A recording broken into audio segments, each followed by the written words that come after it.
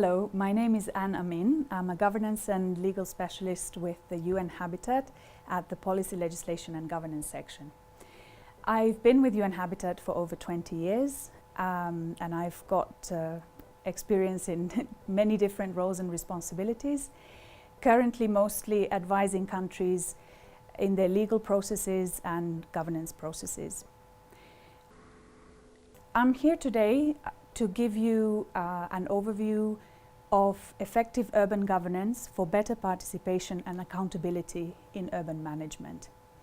So basically, we will be looking at how urban governance can improve the quality of life in all African cities through more participation, gender inclusion, transparency and accountability.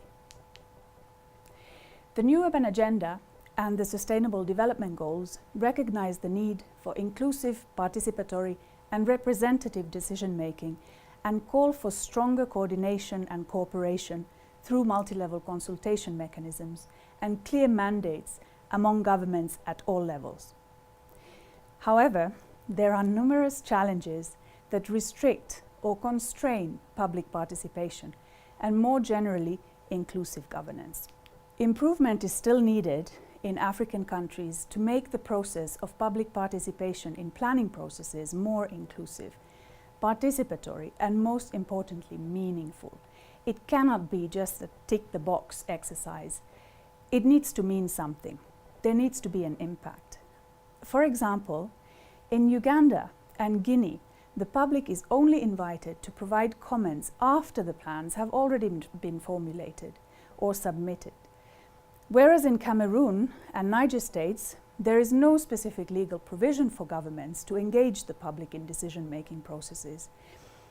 And this leads usually to informal sort of participation and working groups in the urban planning processes that involve mainly the private actors and not the society at large. In some countries, public participation is actually established in the constitution. For example, in South Africa. Even though sometimes it's like this legally established, participation practices can still remain unapplied, sometimes due to the limited capacities of municipalities or for other reasons. It is also quite frequent that there are no context-specific participatory processes that are customized to suit the needs and circumstances of various priority groups. Cities are at the front line of social change.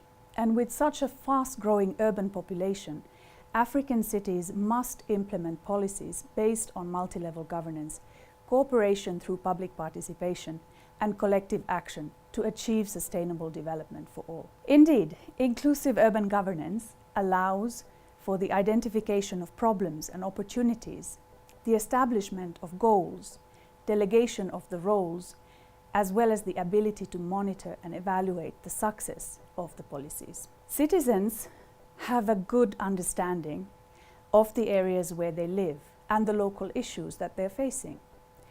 Therefore, their involvement in the decision-making process can limit the waste of public resources as it helps tailoring policies to the actual needs of the local communities. Moreover, public participation increases the legitimacy of public decisions and citizens' trust in the institutions, while it also strengthens their accountability. As a result, it can prevent potential conflicts during the implementation phase and generally also reduce the inequalities and social tensions. It also improves compliance. Citizens are much more willing to comply with something that they have been part of developing than something that is imposed. Effective participatory practices are based on the principles of transparency and accountability, which are crucial to promote equality of outcomes and trust in the institutions. This requires that the stakeholders can access information. For example, information can be published on institutional websites.